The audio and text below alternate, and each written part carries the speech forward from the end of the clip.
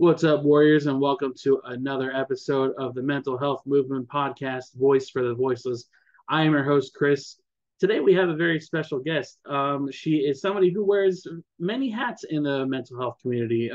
She is not only a psychologist, she is also an author, certified life coach, and motivational speaker, and just an all around incredibly accomplished human being. Please welcome Dr. Cheryll Holmes. Cheryl, how are you? I'm doing well, Chris. Thank you so much for having me. Thank you. I when Sean reached out to me about possibly getting you on, and when I went on your website and we just had a conversation, I'm like, man, I'm not gonna lie, I'm a little intimidated. um, when I talked to you and got to know you a little bit, it's always got to remember we're all human beings. Some are just in a different stage in their life, and it's really cool to see how many hats you do wear in this community because, like I said, very accomplished, and I just love reading about you because it's just like, wow, it's like list after list. It's like, wow, okay, we're nope, still not done. Cool. Yeah, someone said recently it takes 2 days to read her bio. It's just, but I think one of the things that's really important, and that's why mental health is important as well. It's really honing into your mind and protecting it from the negativity. And when you do that, when you take the negativity out, there's space for so much positive things, and we can do so much more. It's like the computer, when you erase some of the unused apps, you have the storage becomes empty, and we can refill it with things that we really absolutely want and need, and that's useful to our lives and to others. I love Yeah. that. That's a good analogy because there's I feel like there's so much negative in this world as it is right now, and it's so hard to filter a lot of that out. So Mm-hmm. being able to, I guess, channel your energy towards the more positive stuff. And like you said, you clear all those useless apps, those toxic relationships you have just to get in all that information, all that positive energy that does surround us, even though if it's under a rock, hidden somewhere. I mean, I always feel like there's always room to improve and always, especially in the mental health community, just always things to learn about. Yeah, and that's what we're aiming to do. That we understand that things are not happening to us; it's happening through us. And when we understand that, we kind of take ownership. Like, I'm feeling the way I'm feeling because I'm thinking a certain way, and rather than trying to alter behavior, what I do is alter the way that I'm thinking. Every time you change the way that you're thinking, it affects the way that you feel, and then your behavior change. So that's the process. It's the thinking, the feeling, and the behavior. Every single thing that we experience is a thought manifested. Right. So Yeah. if I can control that, even fear is a thought. Yeah. It's funny that you said the life doesn't happen to us; it happens through us. Heard something similar to that through another guest who basically said the same thing, but the way that she worded it was, life doesn't happen to us; it happens for us. So, Mm-hmm. like you said, just kind of like manifesting that positive energy and being able to put yourself out there to the point of, you want good things to come into your life. And obviously, as you will know, is got to put in that work for that positivity to come back. And Mm-hmm. you just don't snap your fingers and it becomes a thing. It's one of those, you have to put in so much work to get to a stable level of thinking and learning. Yeah, and that's if we do that on a daily basis, it really would help. If the little thing that we do is watch what we think, our life will be so much better if we can watch what we think. And we sometimes you can't stop the thought from coming, but what you can do is stop yourself from keeping it there. So once you get a negative thought, it's like, hold on. For example, fear. Fear will come. Every thought comes knocking. It has to knock before it enters. And so when it knocks, we have to decide whether or not we're going to let it in. And to let it in, it has to have a valid reason. So if I'm afraid of, you can hear a knock on the door and your heart starts racing, your blood pressure is up, all of that. because you have a thought. You open the door and it's the pizza man, and you realize I just, I just went away hyperventilating and all of that because of the thoughts. So then I can think all the time that every knock on the door is a pizza man, which would moderate how I feel, and you're in control. So that's one thing we are looking for external ways to change how we feel, but a lot of it is internal. How am I processing the thoughts that I'm having? One of my favorite acronyms for fear is face everything and rise. And I heard I that like from one of my favorite artists, Papa Roach, that I listen to. And just hearing it articulated like that and the way that you put it, I think goes hand in hand with each other, because fear is something we always, I guess, are afraid that we can't control. that. Mm-hmm. But when you can start um, finding ways to control that fear, and like you said, thinking it's a pizza man every time, then that fear slowly starts to go away. Um, I feel like in order to overcome adversity, is to face everything head on and just take it in, and I guess find a way to compartmentalize everything and attack things, I guess, in whatever order. Uh, if that makes sense, I feel like I'm kind of. Yeah. No. That's really true because the the anxiety, every when you think about how we feel, all of that, if we can question it and have that conversation, because sometimes people think therapists don't get anxious. We do get anxious, but when the anxiety comes, what I would do is say, where are you coming from? What's your reason to be here? You know, and what value do you have for me? And if I could identify, sometimes it's coming, it may be I haven't eaten, so my body is kind of out of whack. But it's finding, it's asking the thought, the feeling, where you coming from. There's sometimes you're just busy in your day and you're anxious. You calm yourself down and it's just like, where you coming from? What's your reason to be here? So fear, I'm afraid that, I'll get fired today. Where is that coming from? Because I've been late for 3 times in a row. Have you spoken? So now we begin to talk to that thought of fear. But I spoke to the last 2 times, I spoke to my manager. My manager said that they understood, and I explained that I might have been late. So I'm now negotiating. I'm not negotiating. I'm now talking to the thought and finding reason. And so every time I can find a reason, it diminishes the amount of anxiety that I have. Because again, anxiety is a way of thinking. I am thinking I'm in trouble, and my body, my natural body, my heart rate, my mind, everything is following after the thought. So now I call myself and I'm saying, hey, where are you coming from? And a lot of times, today I had, this is my third doctoral degree, and they're really pushing me, to invent something. And so when I knew I had the meeting, I forgot, but I had the meeting at 3:30.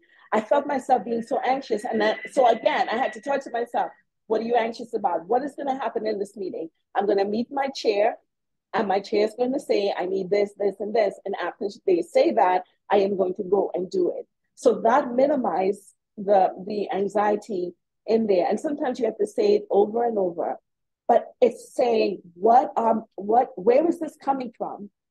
What is the reason for it to be there? Is it a valid reason? Because some fear is good fear. If I am at the edge of a mountain, or on top of a bridge, I can't, the fear of falling is real. I need to move from there. But fear is supposed to be protective, not destructive.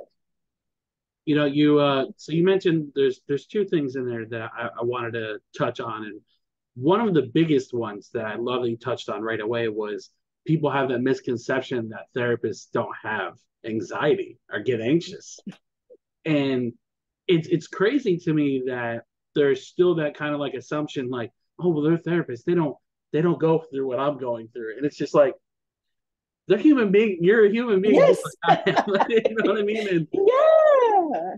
it blows my mind, the the misconception of just, I guess, therapy in general is, people don't look at therapists. And I don't know where this mentality came from, but people just assume that therapists don't go through their own battles. And that's something, with the therapist that I have now and the one that I had when I was living in New Jersey.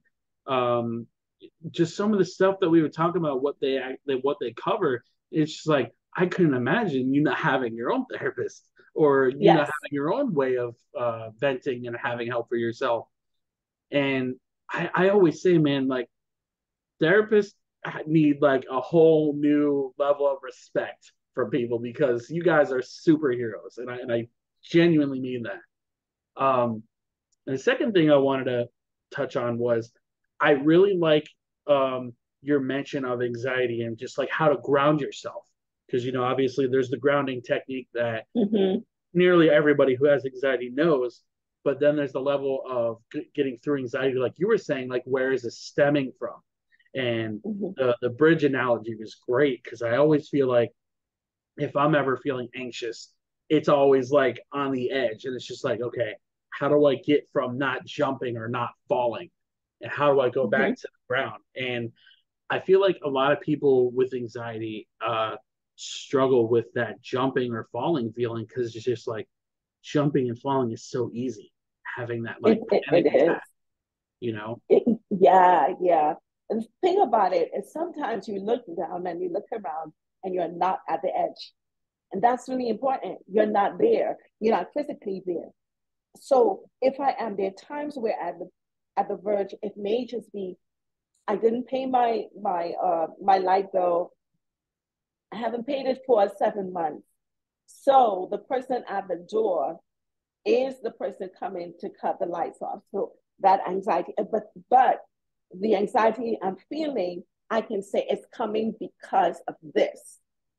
Now, what do I do? I tell because I recognize that's where it's coming from. I love what that you said. You confront it. You open the door and you talk to the light people. Hey, I've been having some hard times. Can I get some more time? And they may say no. And if they say no, you go to Walmart and you buy some candles and you hold on with your candles or your lamp until you can get the money to do it. But what most people would do would be to hide. And now, because what happens is subconscious, it feeds us memories, memories which is tied to emotion of times, maybe stories that we've heard vicariously that the anxiety is coming through stuff like that. So when I'm faced with a situation, it's not just me physically, it's everything that I've read, everything that I've seen.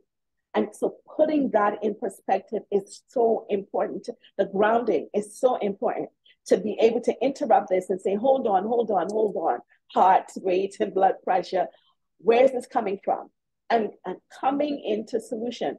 Now, people would say that in those times, it feels so overwhelming that I can't get to that place. And that's why one of the things that we will tell you to do is do the deep breathing, because it causes a sense of relaxation in the body, enough for the thinking fluid to get to the brain so that you go into solution mode. Right. So it's really important for us to ascertain where is this coming from. It might be my negligence, but when even I accept that as something that I've done, I say, how can I move forward? I'm going to be embarrassed that they took the lights or whatever, and I like to go to the other. I'm alive, you know, things can be different, all of those things. I'm fussing about my shoe, somebody don't have a feet, and really talking to yourself to be able to work through those panic attacks. That's really important. Right. And when I first started out this journey, just trying to advocate for mental health and everything, I think a lot of people don't put too much thought into how much breathing really does help, especially in Mm-hmm. like anxiety. It's just like at the beginning of this journey, I was just like, okay, well, just take a couple deep breaths and everything, but there's a technique to it. And when I started Yeah, learning the technique, it's like, wow, like that's yeah, outstanding. It And is. you add that grounding technique to it, and it's just a game changer. It's like, what anxiety? Anxiety doesn't exist. It's not a thing.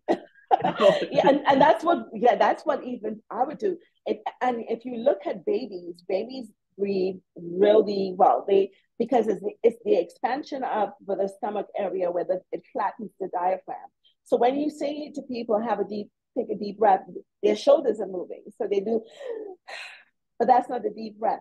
If you put your hand on your stomach, and you take a deep breath, it gets big, it gets bigger, and you hold that because the air is going all the way inside and giving you that sense of relaxation and coming up. And if you can do that, it sounds really simple, but this is what I do. No matter where I am, I know if I can breathe and I can take those deep breaths, my thinking changes. The sense of anxiety minimizes. So yeah, the breathing and knowing how to do it while flattening the diaphragm, which looks like a half a grapefruit, really flattening. And a really easy way to do it is that the chest should not move. The stomach area should get bigger as you inhale. So it's full of air, and then you take your time and let it out. That would be that's a miracle dust. That's interesting. I've never heard the stomach portion of that, so that was really helpful. Next time I have high anxiety, I'll definitely remember this conversation. Yeah, yeah. That um, helps. Mm-hmm. so I just had a couple questions I had written down for you, and just to get our listeners to know a little bit more about you. So, what brought you into the mental health field, and how long have you been practicing your profession? So I think my bachelor's degree is in psychology. So it was either psychology or law. Crazy difference. But the mental health piece, I think I seriously got into it after going through a divorce because I felt I was not prepared for it. I got married really young, and I really honestly believe in forever, meaning forever. Right. And then I found during that time, during the course of what was going on in my relationship, I was losing weight. And the piece that no one tells us is that therapy is also preventative. It is not something that you do when you're in trouble. The truth is, the more we go when we're mentally healthy, the less we would need it when we're mentally ill. So going through that process, it drained me of everything.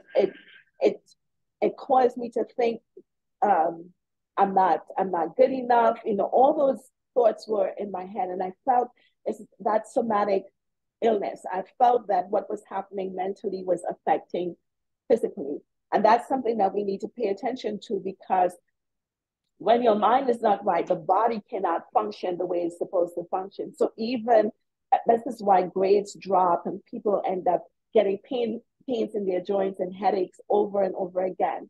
So that brought me into the field. And so what I did is I interviewed close to 900 men, trying to figure out how men think, their process. And I wrote the first book, which is called His Heart, Her Voice, and advocating for men because, which is strange, right? But advocating for men because in that process, although I was trying to find out what I did wrong, what I found out is how much pain men go through that is not seen. The system that we have, whether it is the legal system and everything, is so anti-male. There is a prejudgment that, like for domestic violence, that it is the the woman who is the victim. And I found there's so many men. When it comes to child support, we're thinking the man is paying the woman. When we think about single parenting, we're thinking about the woman, the housing system, the social services, all of that is geared more towards the female than the man. And that pushed men into states of depression, heightened suicide, and so many other things. Because now, although they have this burden on them, because if the marriage ends, more than likely the man is going to leave the home. So he has to most time be paying for one place that he's living and still paying for all the other stuff. So that kind of stress, that financial stress, physical stress, emotional, and not having an outlet, because what I find when men come together, it is more about bragging. When women come together, they cry. Oh my gosh, this is what he did. And there's a support system. But I didn't see that support system in doing the research with the men. I saw men, unless they're really, really close, because the other man will say to the man up, man, come on, just get over her and move on. And crying, I found that men were not crying. They would cry privately, or they would cry for the passing of their mom, not necessarily for anything else. So they were not using this therapeutic process of crying that helps us both mentally and emotionally to be able to deal with whatever is happening. So that's kind of how the entrance into this. I am a psychologist, I'm a family therapist, I have a doctoral degree in organizational psychology, I'm a hypnotherapist, sex therapist. So what I've done is try to find what pain points that are out there and speak on it. I get a lot of negative feedback when I talk about the pain men are experiencing. I mean, a lot, a lot. Women, although I say men go through these things too, the women are not hearing the two part of it. It seems like there is a need to just pull all of this pain and say, we're the only ones. It's not that. There's some men who are being beaten by their wives. And because the community and system is not geared to have that conversation, he is going to take that and just kind of suck it up. So that kind of is one of the reasons, I've been in private practice for 13 years and do a lot with couples and full family. I have children, a lot of like adolescents, elementary school, because they're going through a really, really, really tough time. Really, really, that whole idea of middle school, I call it the demon of middle school, because those kids are going through a tough time. And high school used to be the focus where you think a lot of stuff is happening, but that transitional piece between elementary and high school, that middle school. So I do full family therapy, every member of the family we work with. That was so I just want to say, like, from the bottom of my heart, thank you for advocating for men's mental health, because I feel very strongly that we're just, not talked about nearly enough. Meanwhile, the suicide rates of men is astronomical right now. And I'm glad we can finally have this conversation where this topic can come to light. And just a little background on myself. So my parents divorced when I was like 8. So going into middle school, I can absolutely relate to that. When all those problems started, it was just like, well, why did mom and dad split? It wasn't because of me. And going into high school, I was 14 when I had my first unalive attempt. And again, it was one of those things where guys don't cry. Rub dirt in it. It's fine. We don't talk about mental health. There's no such thing as depression with men, and so on and so forth. And I lived in a household where my dad is now 52, and he's in that generation where unfortunately mental health just wasn't spoken about. It wasn't. Right. Mm-hmm. Don't talk about that kind of stuff. So I never was able to express any of the things that I felt. I can proudly say that I have no problem crying as a man. I Right. encourage guys to talk about what they're going through, because I know so many guys in my life who still try to rub dirt in it, still trying to quote unquote man up and be strong. It's like, you can be strong and still talk about what you're going through, man. Like, I feel like while we can have this conversation, and you mentioned something that one of my former guests, or not former, but a couple guests ago, she's also a men's mental health advocate. And she always expresses how she gets attacked by other women because, like you said, they don't hear the two part. Men go through Mhm. this too. It's like, oh, well, you're saying men, you're saying men. It's like, listen, men are killing themselves, Yes. literally and metaphorically, every single day. And this conversation needs to happen. And correct me if I'm wrong here. I want to hear your viewpoint on this when I bring it up. In that journey of equality, right, between man and woman, like you're human, I'm human, and we should be treated the same, right?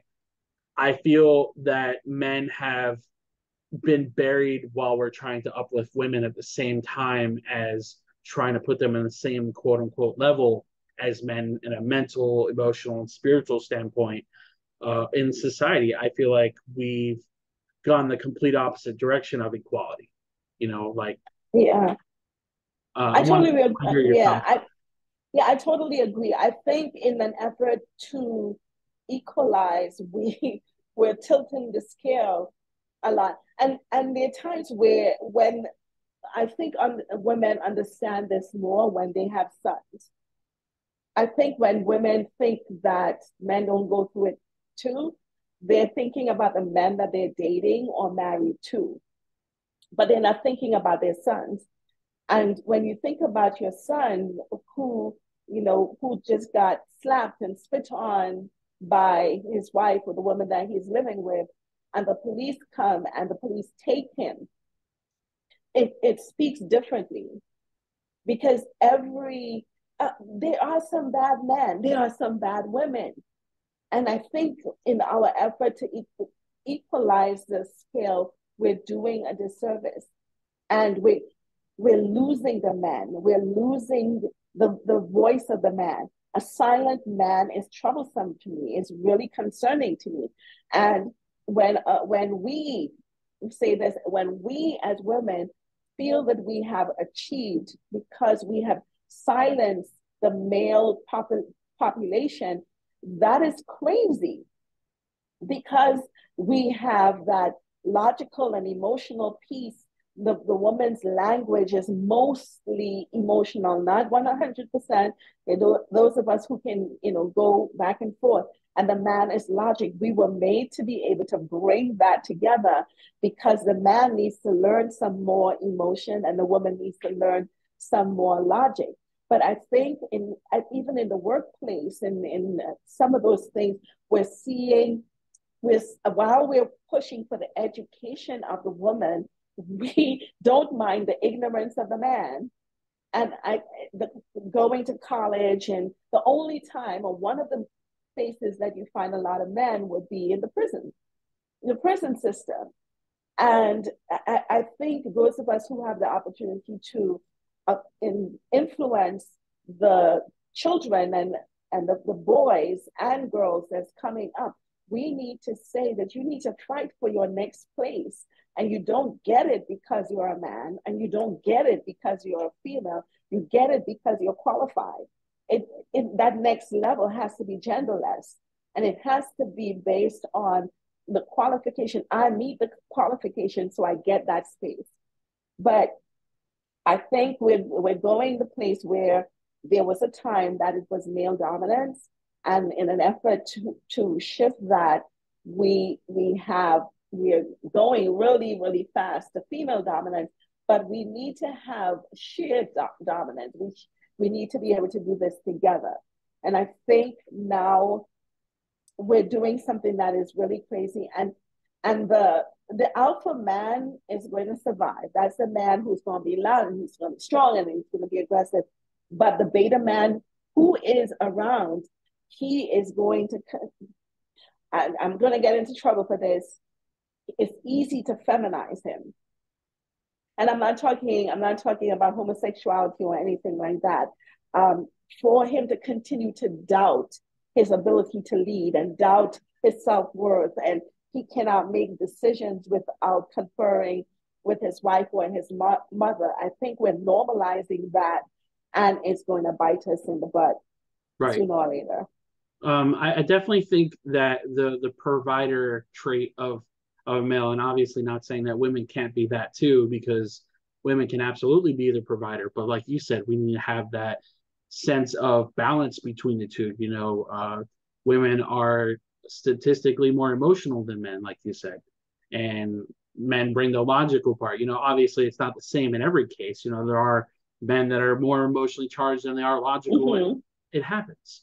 But we're trying to phase out that mentality of the nuclear family, of the provider mentality of the men, where it's like, oh well, it's not okay to think this way as a man, and like you said, feminize them.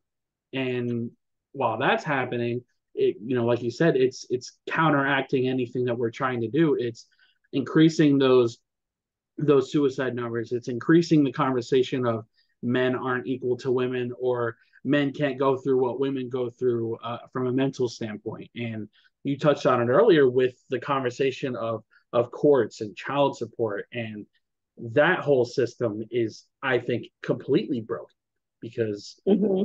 I grew up with single parents and watched my dad get beaten quite literally by the system.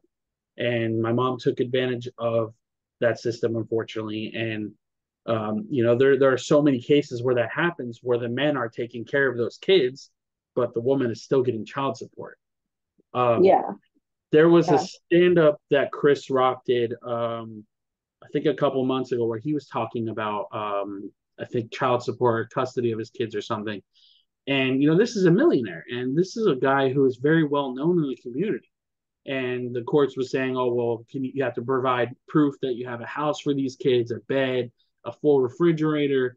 And this is a millionaire we're talking about. Right. I Yeah. can only Yeah. imagine what the blue collar standard male has to go through with that. And I feel like Mm-hmm. that's a conversation so many don't want to have or aren't ready to have. Yeah, and that's why you get the pushback, because the children, they need to be supported, but uh, the woman is not the best parent because she's female. There is, I don't see people coming in and evaluating. Okay, is the dad the best? When they were together, the dad may have been the one who washed dishes, took the children to school, did the homework, and all of that.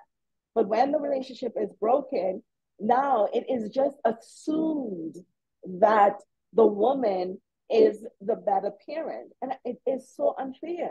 So there's some men who are not connected to their children, not because they're bad, but because that's a way to hurt the man.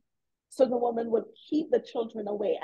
And so the man now has to adjust to this, and to the narrative that he's just a sperm donor and all the other things, that the negative things that we say. But again, when we put these men as our sons, that narrative changes.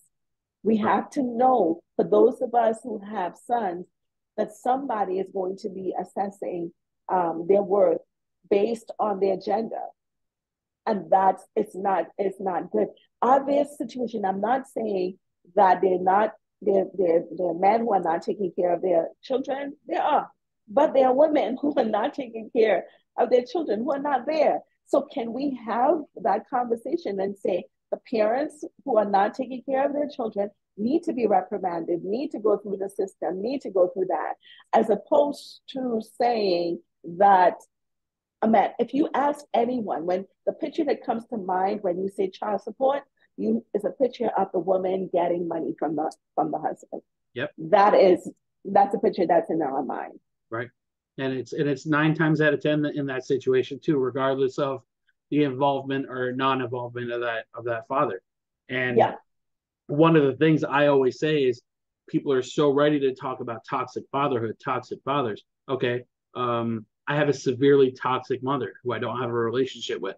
Can we have that conversation? Or, Mm. and it's just like, oh, well, you can't talk about that. Toxic mothers aren't a thing. It's like, it's very, very much a thing. I know a lot of them other than my own, and again, like I said, I feel like in this whole journey of trying to make both parents equal, both sexes equal, we've, like you said, gone the complete opposite way. And we see it in every single possible scenario when the women are favored over the men. Mm-hmm.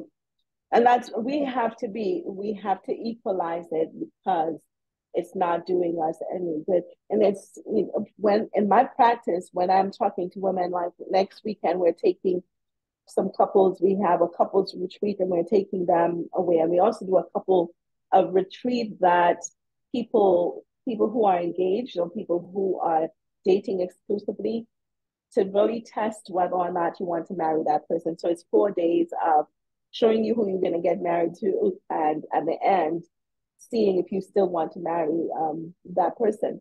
But when we talk to women about tapping into your femininity, I promise you, they don't know what it is. I say to them, tap into your femininity because I don't have to be aggressive. I don't have to be like a man to be respected. I don't have to be like a man. I don't have to shout like him or scream like him or whatever it is. I can get things done. I can affect change in my femininity. But Chris, a lot of women, when I say that, they're like, so what exactly is that? Right. Because it's lost. Yeah, and it's The masculine it's all a energy is matter of there. I feel like social media plays a lot in that too, and it's just like, Yes. oh well, when we think of whatever's mentality of how women should act, oh well, we're not gonna be like them, we're gonna be this, this, and this. It's like, listen, like nobody's telling you how to act, but like you said, how they don't even know what that means. Like in 2023, and the world is crazy. I mean, let's call it for what it is. Like this world is out of control right now, and Mm-hmm. I just feel like there's so many words and so many labels that are thrown around and aren't like the proper terminology for those situations. It's just like one thing is not like the other. What you're claiming that society is trying to do to you is not at all the case. And I never knew the couples retreat was a real thing. So that's really cool. That's a Yeah, it's a cool real, tool. yeah, it's a real thing because there's sometimes the couples are not getting along. Um, so this one is a reconnection retreat, and then we have 10 couples that we're going to take. We rented a mansion in Orlando, and we're going to take them and walk them through. So they get to do, rather than once a week therapy, they're going to have this 4 days of staying with me and doing some group work, doing some individual work, really stripping. It's really intense from the time that they get there. So couples therapy is really, really important and it works really, really well. There's sometimes I take couples on a 21-day surgical journey. I call it the surgery because what we need is to detach from everything else and focus on the relationship. So 21 days, looking at your phone once a day, I control everything that's happening.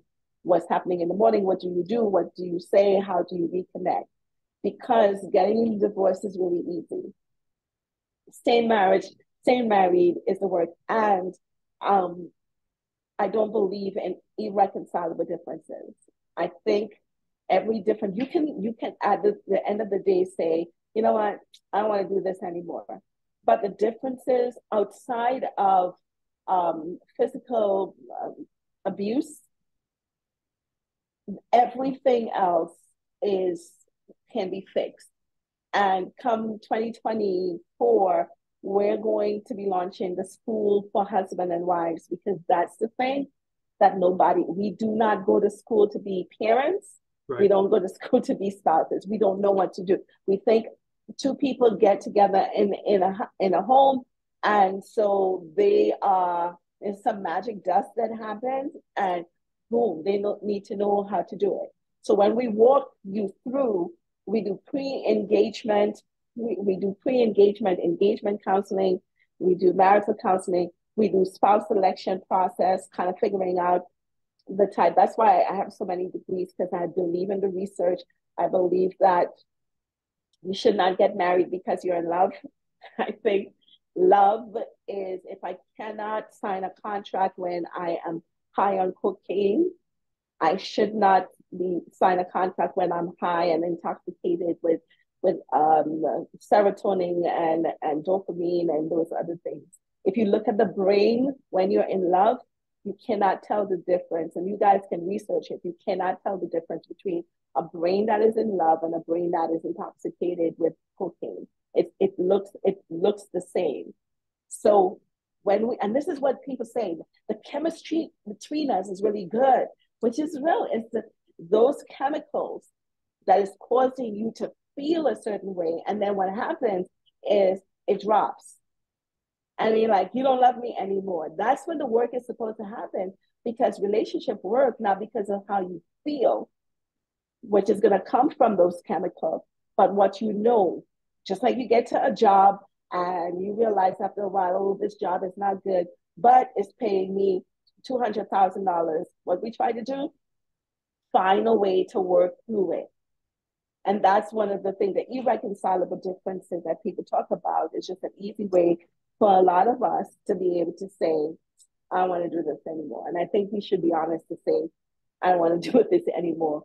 But if you have a really good therapist, someone who has done the work to help build intimacy and communication and resolve conflict, even something as small as your towel dropping your towel on the floor after you take a shower can be a reason people get divorced.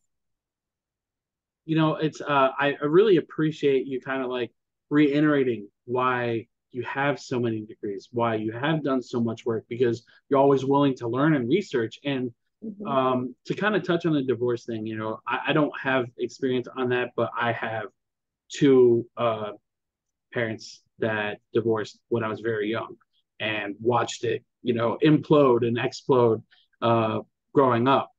And I feel like I 100% agree with you how easy it is to just say, I want a divorce, and you don't want to put in the work. And I feel like that's just a lot of relationships in general nowadays, like you said, outside of physical abuse, everything can be worked on. And I feel like most people are so quick to just call it quits instead of like what needs to be worked on. And I can understand if you're trying to put in that work and it just doesn't work out, that that's part of life. If something fails and you tried everything, then it's time to move on. But I feel like so many people are at that mentality where I guess they have that playbook. It's like, oh, well, if this doesn't work out, then I have this to go to. And I've seen Yeah.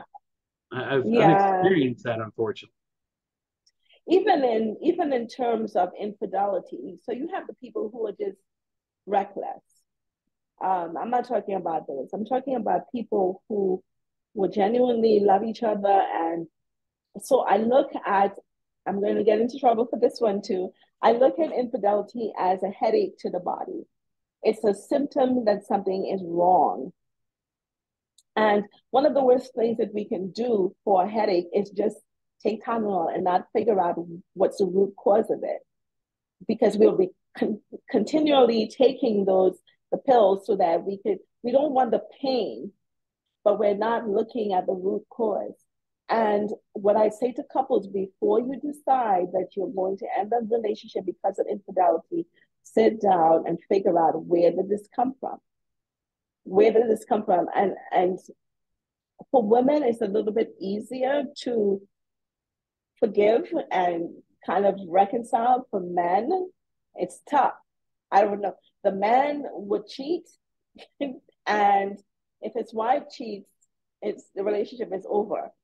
So the man will cheat, the woman will forgive him and continue with the relationship.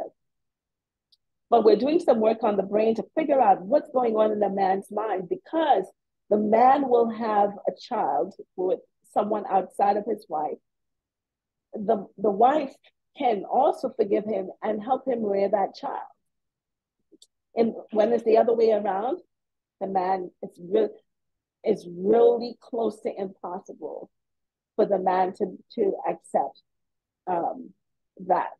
So the forgiveness part of it is going in and doing the work. For people who are not married, do the work before and figure out, what do I like? And here's the thing, Chris, if you have a type of woman, a type of person that you are attracted to all the time, and you've tried 3 or 4 of that type, what's wrong is the type. You have to change the type. and go totally outside of that, because If you tried it once, twice, three times, and it's failing, then the type needs to be adjusted.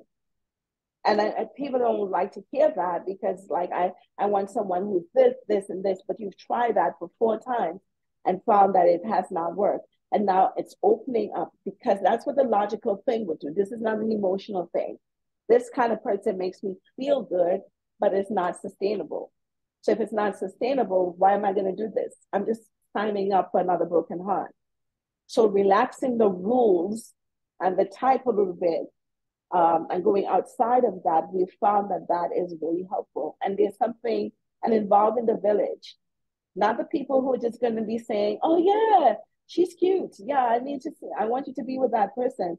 But doing what some of the older people did in arranged marriages, where you ask the question, are you a saver or are you a spender? Are you a morning person or are you a night person? Do you want children and how many children? Having those real things and falling in love after. Really doing your due diligence in terms of the compatibility piece and what a deal breaker is. One of the things that happens with relationship is that people will have a deal breaker, but then they fall in love and they say, "Oh no, okay, I'm not worried about that." But I promise you, by year 2 or 3, that deal breaker is the reason why they're not staying together, because they ignored it, because Right. the chemistry was so good that it blinded them. Remember, I said you can't sign a contract, it's going to pop up again. It's very interesting when you look back at like my grandparents' generation, or I really wouldn't say my parents' generation, because I feel like they're two completely different eras of dating and relationships.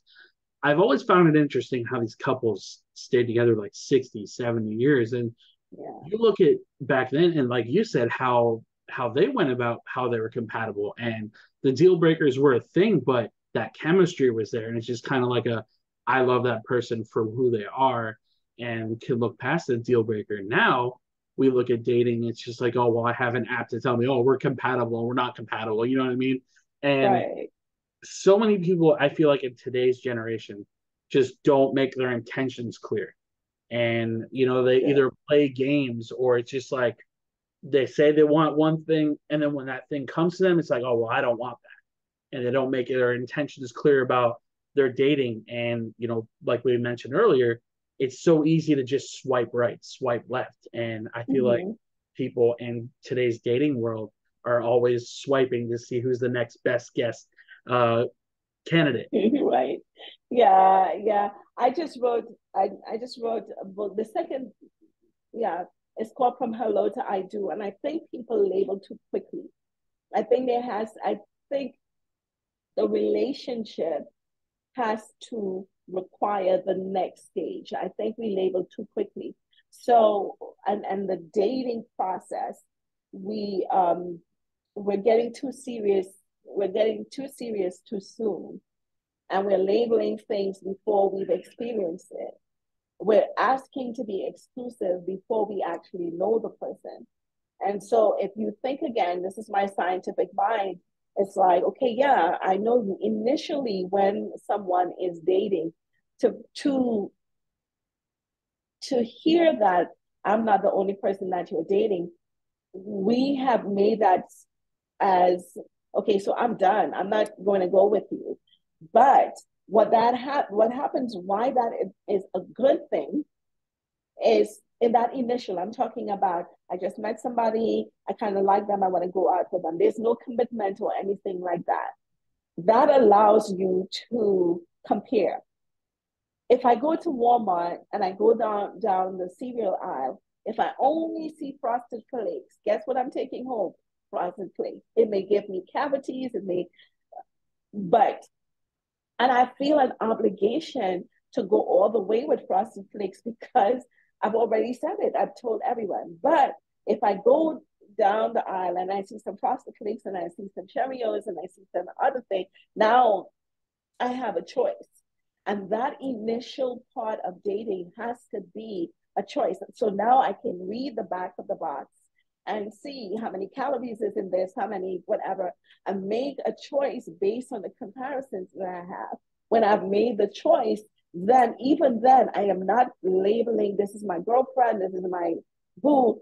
I am still in that getting to know you stage. And as I'm as I'm in that getting to know you stage, I'm asking the question, I know why all my last relationship ended. And so that becomes the questions. I'm quote unquote testing to see whether you qualify to get into the girlfriend space. And even at that point, we're not talking about marriage yet. We're all in that getting to know you. I am not making any promises. It really, really scares me when I see people labeled too quickly. So here's something that may make you laugh. One of the things that I've done is speed dating. I've facilitated speed dating and all of that. And what I do right now, and I haven't done it with I have done it with a man where they're on their date and they have the earpiece in their ear. See how you can't see my earpiece a lot because it's right there. And so I'm hearing what they're saying. And especially this would only be like date one and two, once you kind of get in that space. It's more the women because we have, and they cannot send any text messages without sending it to me. Because there's something, especially for the female, we're just feeling he's mine. And he went out, he took me to Starbucks, you went to Starbucks, first day Starbucks, and you're like, are you seeing other people? And if he says yes, you're a dog. And so now I have to be in their ear, calm down, take a breath.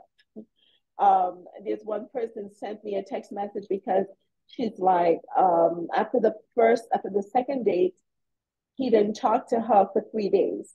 And you're ghosting me and all of that. And like, you're not in that position yet. You are not the girlfriend. You have no right to his time, right? There has not been any commitment. So if we begin to look at and let one stage in this dating process require the next one, and nothing should happen, nothing should be assumed without a conversation. Every transition we're making, when we're coming from casually dating to exclusive, we're gonna have a conversation. Hey, you know what? This has been good for me. Has it been good for you? Can we just see what it will feel like with us just dating each other exclusively? There's no commitment.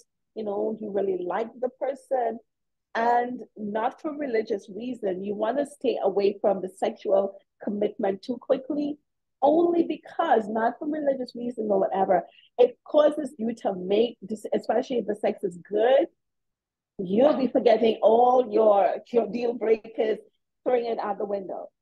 Right. So if you want to solidify the relationship so that it can stand the test of time, you need to do the work before you make those commitments. So I think there's a pressure, whether it's social media, and that's the other thing. Put me up in social media.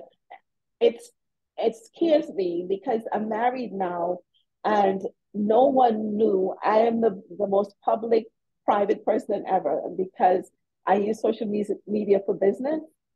And I did not put anything on social media until the week of my wedding. And the reason for that is because I don't want the pressure right. of, if we broke up, then somebody has all of this to say. So people just started dating and they changed their status in a relationship with. No, because then people can see that you repartnered 10 times for the year and it affects your credibility. So just a process, a selection process, I think is really important. I definitely appreciate the variety part of the conversation when you brought up how the frosted flakes, like if that's the only thing there, that's what you're going to choose. But then you start adding in more, and it's just like, okay, I'm going to get to know each and every one of you first. Which leads me kind of to a question. Do you feel like people don't get to know each other first before they make it exclusive? Like, do you think that's a problem? Like, I feel most relationships end fairly quickly because of, you don't know that person that you make exclusive.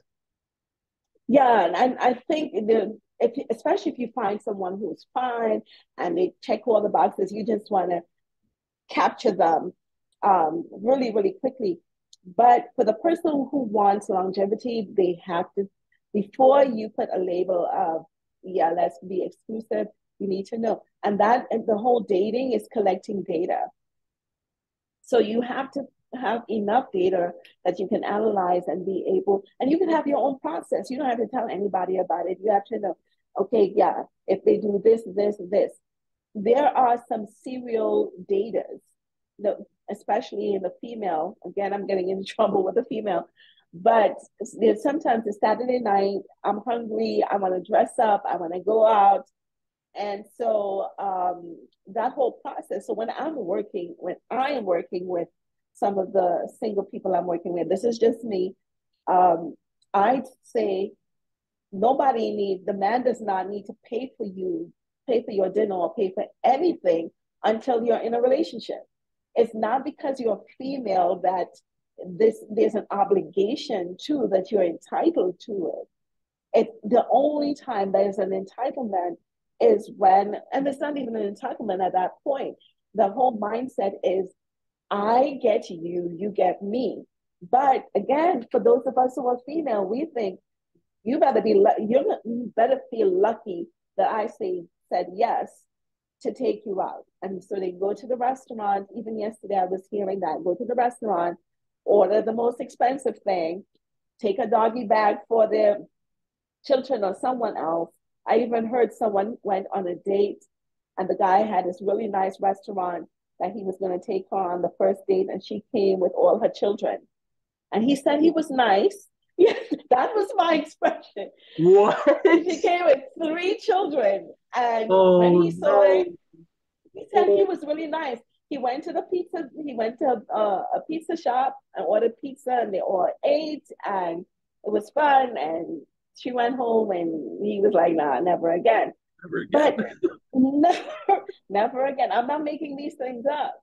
So it's balancing that out. And the person, if you go on a date and you see the female, especially the first data collecting opportunity, it's like, no, I got this. When if she does that, her mindset is somewhere else. Because those things, those feelings of entitlement, is something where a woman can be working in McDonald's, which is a beautiful thing. I love the people working in McDonald's. Go out with a man who's working in McDonald's too, and then be totally mad because he can't afford the steak. All Right. right. And so it's we need to level that up. We really, really need to level that up. And part of it is coming again because we don't have a structure. We don't have any guidelines in terms of how we do this dating thing, and we're winging it. We're winging it. You said had a comment earlier when you said like respect each other's time and everything, right? And I had an experience where I went on a date with a young woman. I think I was about maybe 23, 24 years old, and we went out to Chili's. And she was on her phone the whole time. Not exaggerating. If I ever had a conversation with her, it would just like be very brief, and she was on her phone the whole time. And it's like, okay, my first thought was like, maybe there's an emergency going on, and I don't know the situation. But then it got to where I was trying to get to know her, trying to have a conversation with her, and she barely looked up, like maybe once or twice. And maybe some people that tune into this episode might kind of just give me like the side eye or roll their eyes or something. But I paid for my own and left. I know that may come off rude to some, but like you said, the respect my time kind of thing. And I feel like that entitlement mentality, I feel like it's a really big thing that not a lot of people talk about. And again, like we were talking about society norms. Oh, well, the man's supposed to pay for a date. The man's supposed to do this. The man's supposed to do that. And as a man, I could say I have no problem paying for the first date. But like you said, I feel like the entitlement conversation is definitely something that is a Yeah. problem because I think the McDonald's thing that you mentioned was a very good example of that. Of we both make the same amount of money, we both work in the same place, and you go to a 5-star restaurant where it's like $40 a plate, and you expect him to pay for you and him, plus maybe drinks. Like that's $100 meal Mm-hmm. for people that work at McDonald's. Um, I feel like not enough people, like you said, respect that time. It's like I'm putting time aside of my schedule, which may or may not be busy, which is irrelevant, to make sure that you have a great night with somebody that you're potentially interested in. So I, I just wonder how you break that mentality, because I feel like that's a society norm that nobody dares like touch upon. It's like, oh well, men have to pay first date. That's just a thing. That's always a thing. How do you break that mentality? How do you even go about breaking that mentality? I think the men need to talk about it because over the weekend, another man was saying that he was on a date with a young lady, and this was in a really nice restaurant. And she spent the entire time talking about her ex, for all the stuff that her ex did.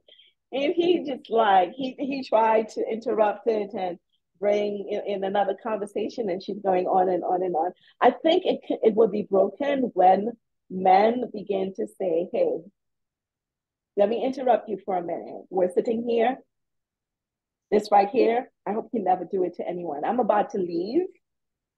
I'm going to pay for my meal and I'm about to leave. But this right here is not cool.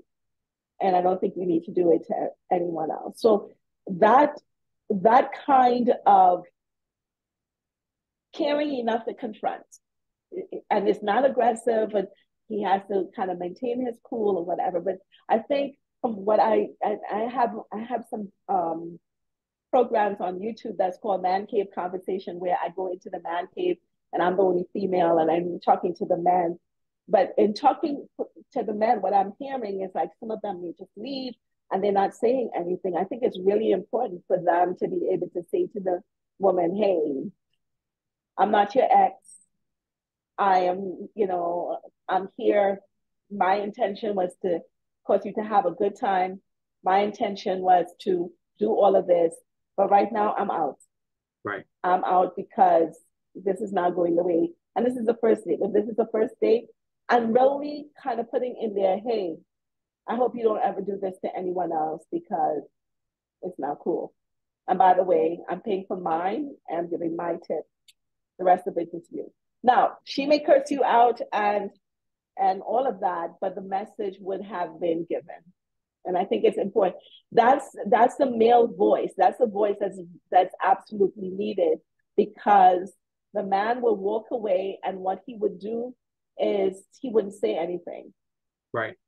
And she'll go on social media and like, I went out with this and blankety blank, and this is what he did. He left me in the, and not tell the whole story. And I'm not saying that you need to do the same thing, but I don't hear men saying to the girl that they're with in that time, hey, this is not cool at all. I had a This is not conversation cool. with my dad about this a couple of months ago. Basically, the same situation. I'm like, is there ever a situation where you wouldn't pay for first date? And again, that generation mentality of men are supposed to pay every single time, and that's the mentality he has. Like, there's never any half. There's I can provide for her, so I'm going to provide for her mentality. And I just feel like that mentality is just so heavy in the male community that it's so hard to speak out to it, because like I mentioned my experience, and like you mentioned the gentleman from McDonald's experience, it's so hard just to have that conversation with us guys in that situation, because not only is social media a really big thing, and unfortunately I feel like it plagues a lot of the potential for relationships, or just like having conversations of possibly having a relationship with somebody. So I feel like in my experience, it's so hard to speak out to that stuff because we're labeled as XYZ. And Yeah, right, yeah. you But know, I think it's really important because I remember the time that stuff that I did went viral. The hashtag was in defense of men. and they're gonna come at you. I mean, they come at you with, but for me, based on what I do, I really believe the truth is the truth. I'm biologically a female, and I thank God that I'm able to look at life, and there's sometimes that we're wrong. And this is someone who have been hurt by men, but I am so very careful to generalize about generalizing. The situations that I've gone through, it was not all men and everybody and all of that. It's just specific to what this is. And I have to be able to do that. And I think the people who are speaking out, the men who have the guts to be able to do it, need to do it, knowing that there's gonna be repercussions from it.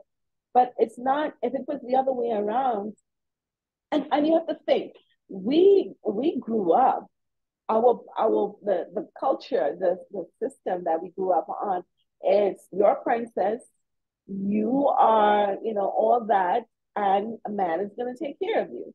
That's what most of us grew up understanding.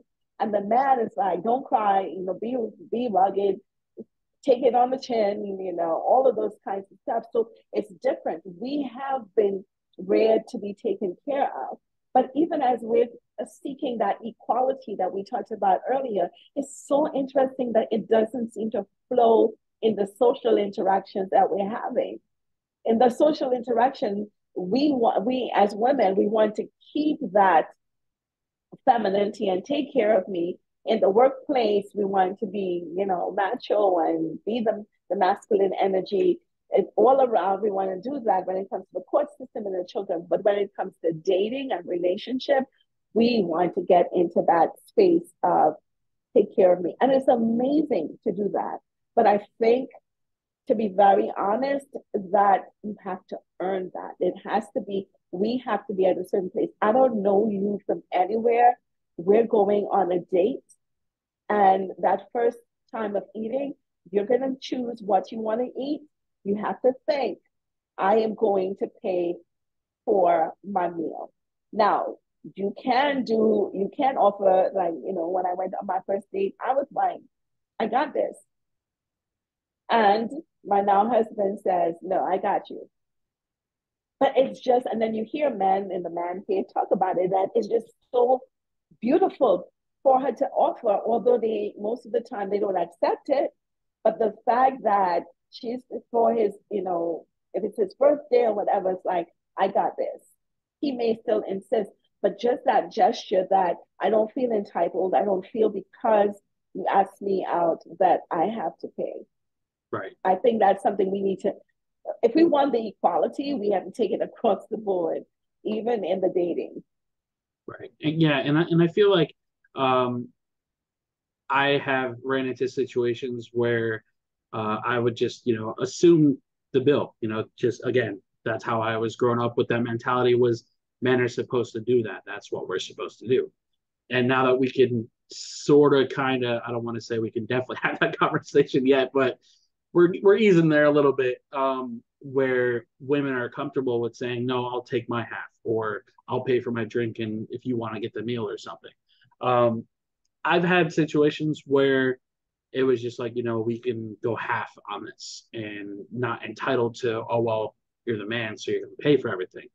Now, I also have ran into that coin where it was expected that I was supposed to pay the whole thing. And I have felt very uneasy about that conversation with her because she basically put it that I'm the man, I'm supposed to pay for it. And I never pushed back on it because I never thought it was something that men could push back on, again, and it kind of starts with us where we're not having that conversation. So it's not a normalized thing. And it shouldn't be normalized. It should be a normal thing.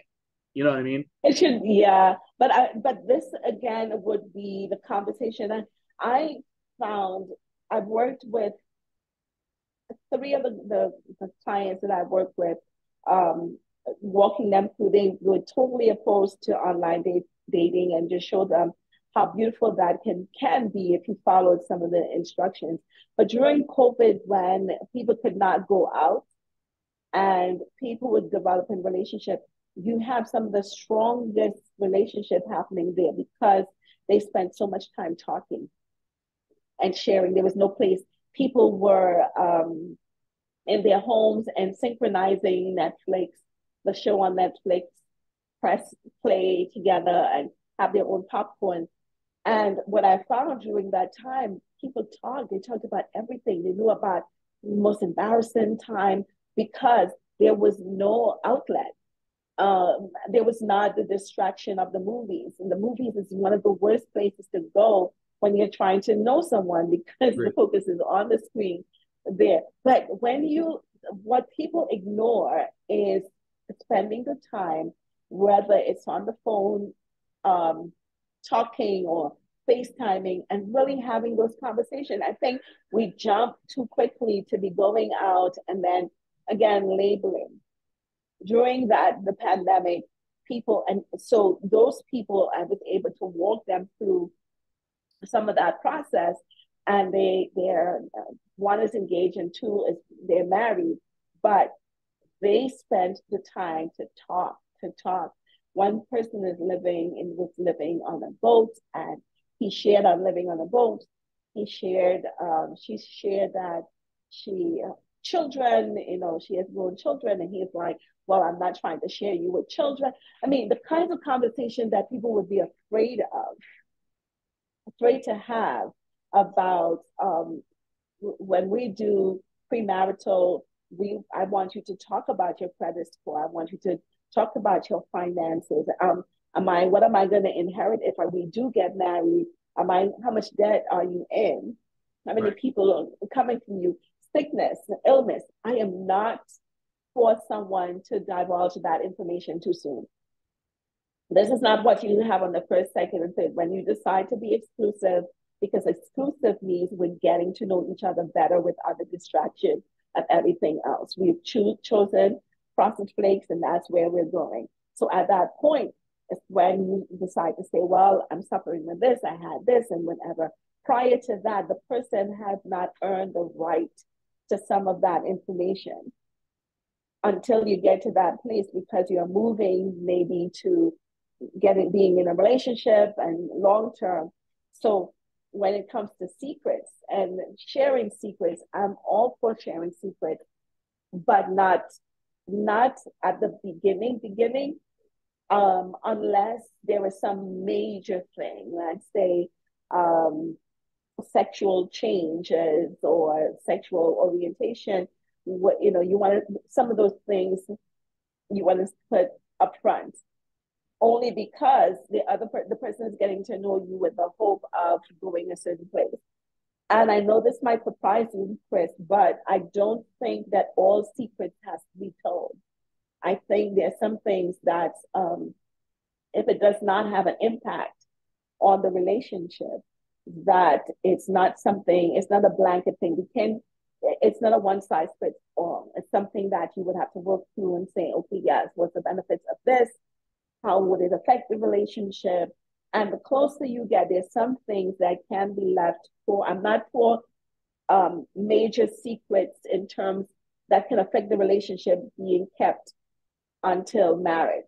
But I think that there's some things, right, in my practice, what I've seen, there's some things that makes no sense in sharing it. Mm-hmm. I wish I can tell you one of the things, that it may be surprising. I know your guest is going to be saying, who is this woman? But let's say in the dating, during the time of being exclusive, like the week when we decided that we will be exclusive, I slept with someone, right? Now, again, we're looking at the value of that. If I share that with you in the relationship, why am I sharing it? What does it do to the relationship, right? Because we're not in that space of being exclusive, or we're not in that space there. And so there's some things, again, it will be something that you will work with your therapist or try to figure out what's the value. This is not something that would affect the relationship. Like if you find out later on, you're going to be like, what in the world? Now, if you slept with my best friend and he's still my best friend, yeah, you need to share that. But there's some secrets that need to remain secret because they would not benefit the relationship in sharing. I hope people understand that a little bit. Yeah. So my question is there such thing as overshare? Like, Absolutely. Yeah. like for Yeah. example, somebody like myself who kind of has a pretty traumatic uh, past, you know, like with relationships or the relationship with my mom or anything. Um, so do you think there's a such thing as like oversharing your past? Like, for example, if somebody's interested in like why I'm a mental health advocate or why I do podcasting or whatever it is, do you think there is a such thing as telling too much too soon when it comes to that? Yeah. Yes, definitely, because you don't know where the other person is at, and the truth about that is they're not the therapist, and their capacity for that kind of information might be very small, and you do more damage. That's why there's a separation. You have this intimate relationship, and then you still have a therapist, and there's overload. I really believe in like what the doctors do. The doctors have when you go, they say they give you a bottle of Benadryl, and on the prescription it says 1 teaspoon per day or every 4 hours. If you drink the entire bottle at the same time, it's going to kill you. But we have to understand dosage, and the maturity of the relationship is going to require more levels of sharing. But in the beginning, And and the question then is like, why am I saying all of this? I want them to know all of that kind of stuff. But we have to always look for the value. So what I do with clients is I have, like, say Chris is dating Sharon.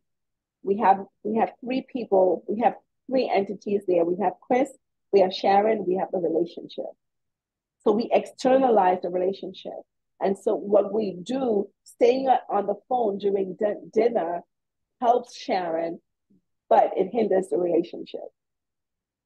So externalizing it where you're saying, if I pour all this information, I share this information, how does it affect the relationship? Right. Does it cause it to grow? It has no effect. And you wanted to have the sharing should always be impactful. So especially deep sharing. I wanted to tell you this because, and you have to answer what the because is. Right. If not, you just have to wait until it's warranted. I I had a really tough time. My MP seemed to be going on. Tough time dating because people thought that they were going to dinner with a therapist. And nothing is more stressful than trying to have a good time and somebody telling you their problems. Right. So, yeah. Oh So, no. yes, you want to measure how much you talk, how much you I share. like that. I think for me, I've experienced where I felt like maybe I shared too much, and I don't want to say scared away, but I think, like you said, people at a different stage. So I do appreciate that piece because I feel like, again, social media being a thing, I feel like there's a such thing as oversharing and just too much at one time. And I feel like many of us in my age group have a bad habit of oversharing our traumas and it being unintentional sometimes. Um, and I know for me, because I like to talk, if if you haven't already noticed, I like to talk, and sometimes I feel find myself oversharing sometimes um, in that realm. So for me, I feel like that it helps to be reminded that there are people at different stages in their life and not to overshare too much at one time because I feel I have done that before. Um, there is one thing that I kind of wanted to switch gears on because I felt like this was very interesting because I didn't know it was a thing. The Christian in Crisis Hotline was something that I read in your bio. I kind of wanted to get a little more information on because obviously I volunteered on the crisis hotline and know what that entails. So I wanted to know what goes into helping people in a crisis state from a Christian standpoint. Like how does that process look for you? Mm-hmm. It's really interesting because I'm meeting with them in a room. little bit. I have a session with them in the next few minutes. So the Christian in Crisis hotline was developed during the pandemic, and it was because we were seeing so many Christian leaders committed suicide. And so we, being a mental health advocate, you want to just jump in there and help. So we have about 20 something, 23 people who we have two categories. We have screeners and we have the licensed therapists. And what we do basically, now the Christian in Christ, the Christian part of it, people, we do not filter people through like, what do you believe? And that anybody can call. But what we're saying that if you want someone to pray with you, you can get it there. So I train my staff not to do prayer first. Because I think in the Christian community, what we've done is that we said Jesus is the answer, but we're not waiting for the question. And we spiritualize everything. And some of the people who are hurting the most are the Christian people because they mask themselves with their faith and not understanding that there is time that the Bible talks about healing. And the healing has to come. The healing is not just physical healing, but mental healing as well. And so we don't just come and the people, someone calls and I have a problem, and we say, now let's pray for you. Prayer has to be requested. Someone has to say they want prayer. If they don't, we're just dealing with the mental health issue. We have people who want to commit suicide. We have a lot of people who are struggling with their faith. They may be homosexual and Christian and want to know if God's going to send you to hell, and there are people going through grief. So what we do is the 90-10 rule is what my staff has. The 90% is listening for 90% and talk for 10%, because a lot of the people there, they come to their own conclusion. They get their solution and they're talking it through and just having somebody who empathizes on the other side of the line. So I train them. I do a lot of the training. We have a training staff, and we're there. Our goal is to get you off the ledge. And once we get you off the ledge, we see if there are resources that we can get you to. It might be a church organization. We also offer 2 free sessions of therapy for anybody who wants it. But this is something that we used to advertise. We don't advertise anymore, but we have probably about 30 or 40 people calling and getting on the website. So we're really taking it seriously now, and getting grants and stuff. And the goal is to create a call center so that the calls can be answered, and we compensate. Right now we're 100% volunteer staff, but the idea is to be there. It's very, very interesting. Today I did a training for a company, and I asked the people 2 questions: who are you, and how do you feel? And when I say who are you, is who do you see in the mirror? And people tell me I'm a doctor or whatever. That's not what you see in the mirror. You may see a beautiful person, eyes and everything else. How do you feel? If you look at how our society is, and even social media, Facebook says what's on your mind. But as we share, people are so insensitive to that. We don't have that. You can be walking down the street and someone say, hey, how you doing? And before you can turn around and say, wow, they're gone. So we provide a listening ear, and we have some amazing staff that come on board. I think they like the training. I used to train every week. Now we do once a month. And like I said, I have a training staff, because the piece that the church doesn't have is a clinical piece. They have the the pastoral counseling. And so what I bring to them is a clinical piece. So they're able to kind of the things that we talked about with anxiety, the things that we talked about in terms of suicide. What do you do with that? How do you distinguish mental health and demon possession, which is something that's big in the church? They either pray for everyone or they say everybody is mentally ill, but being able to make that distinction. So Christian in Crisis is something that is growing. My goal is to make it the Red Cross for mental health. So when the Red Cross will come in, if there's a storm and everything, the Red Cross will come in and they bring food supply and everything, and we will join them by giving the people mental health, walking them through. So the loss of their house, the loss of their whatever, will be there to kind of help them with the mental health piece. I That's love the CICH. Yeah, I love that. I think people, I love the fact that the crisis hotline lowered their number just to 988. I think that's phenomenal. Yes. I myself have used it. I know people who have used it and have volunteered for it as well. And I love that you mentioned that prayer has to be requested and everything, because I feel in this community and in my experience with the mental health movement page I have on Facebook, I feel like a lot of people kind of are turned off to the religious Yes. part of the Yes. conversation because Yes. of either past trauma or anything else for that matter. And for me, I've always say, if somebody asks for it, I feel like it's like, okay, that's fine. But I also feel like don't force it onto people. And Don't.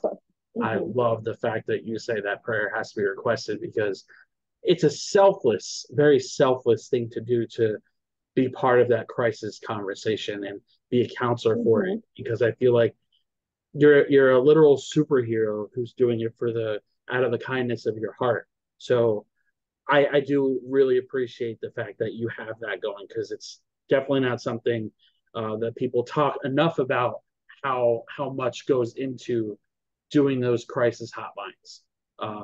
Yeah, it's a lot, and we have to constantly be training and providing help for the counselors as well, because even when the Queen passed away, we have people from all over the world who was like, I'm in a crisis, and for some reason, maybe because of the time difference, we have people who call after 12, between 12 and 4 or 5 a.m. That's where we get the majority of the calls, where people are like, I'm in a crisis. My husband just left. So it's something that we're extremely proud of. Um, at one point, I'm being honest with you, I thought if I close my eyes real tight, it will go away. Because when I started it, I did not know how big it would be. There are different agencies that give our numbers out, and so training. So I'm really getting into, it was not something that I thought about, but getting grants and different things so that we can really have some people there full time, being compensated for their time, so that they'll be able to help. So that's the goal, to get these grants and to get these people going, because CICH is not going anywhere. The hotline is not going anywhere. The people would not allow it. Right. And just so I have two more questions for you. I'll try to make them brief, because I know you said you have a meeting here shortly. Yes. Uh-huh. Tell us a little bit about your nonprofit. Well, that's the CICH. The Oh, nonprofit okay. organization is the CICH.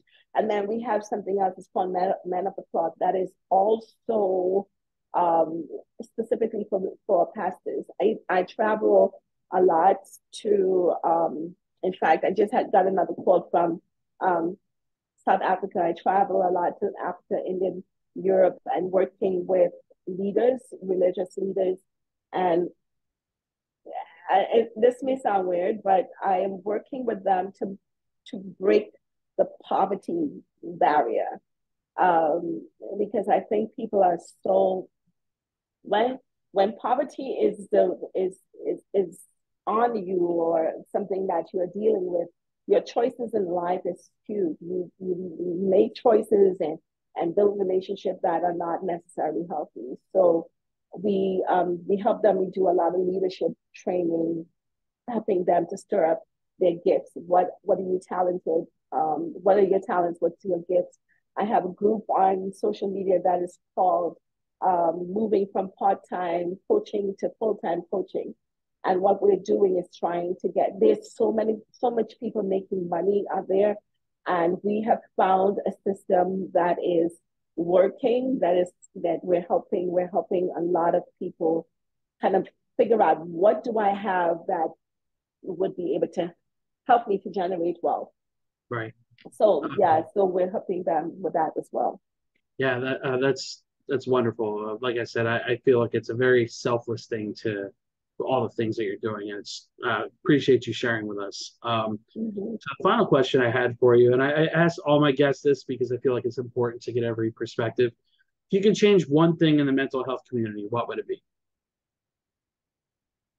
Normalize men um, going into therapy. I was in a session today in an organization, and part of what they are going to get. Oh, can you still hear me? Yep, still here. Okay. One of the things that they would get is 1 hour of, I'm sorry, 30 minutes of a session with me.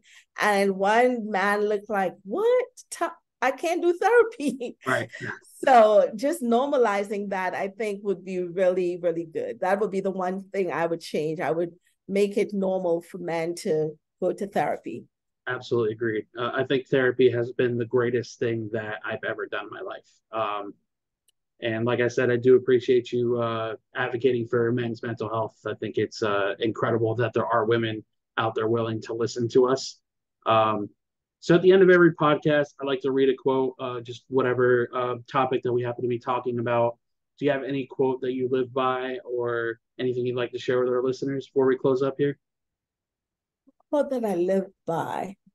What do I live by? I like to say to everyone that the gift in me is for you. Take it. Take it. The gift in me is for you. Everything that I learned, every place that I've been, it has purpose. But I don't know what you want. Like, I would not have met you if we didn't say, hey, come on my podcast and talk. And prayerfully, people will benefit from that. So what's in my head is a blessing to the rest of the world, but it only gives you value when you tap into it. Love that. So the quote that I have is by Mr. Arthur Golden. Adversity is like a strong wind. It tears away from us all but the things that cannot be torn, so that we see ourselves as we really are. Nice. I like that. Yeah. Before we close today's session, where can our listeners find you? You can find me on social media. You can look for me. My name is spelled CHERYLLA Holmes, HOLMES, and that's on all social media platforms. Yes, all social media platforms. And if you want to call my office, the number to speak to me directly, the number is 646-653-9080. Awesome.